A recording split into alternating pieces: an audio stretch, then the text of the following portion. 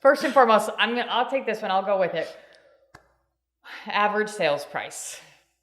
Okay. Here was our prediction. This is always the fun one. This is what people always right? want people to hear excited. about. So they're always about excited. What they're excited about. What is my house worth? So at the beginning of 2022, we stated that home prices in the Chicagoland area should see a decent but stable increase over the previous year.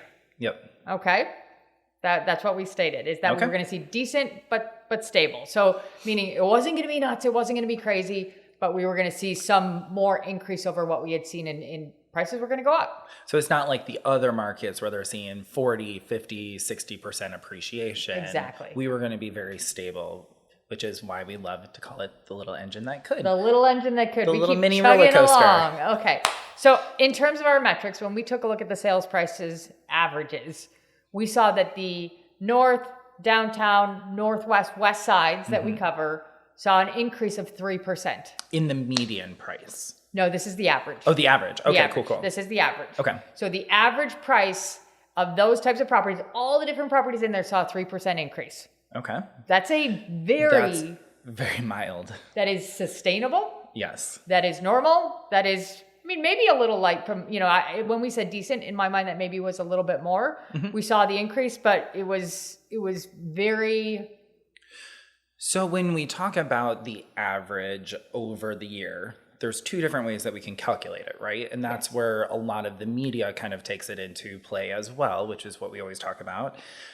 There's year over year, which is comparing month to month. But then we're taking the average over the total 12 months compared to the previous 12 months and seeing what the actual appreciation is. Because there's going to be ups and downs throughout that entire year. For certain. Absolutely 100%. Okay, now if I take this and look at it in two different directions. Downtown. Yep. Right? Loop, River North. I think Old Town kind of sneaks in there too. Yep. Those little bit more urban markets we've talked about, there's such a different pulse to that market right now.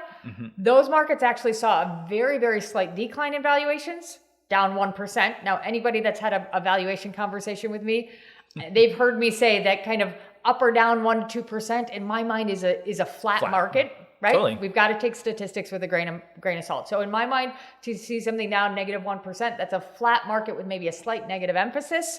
But so the downtown saw a little bit of softening in that front.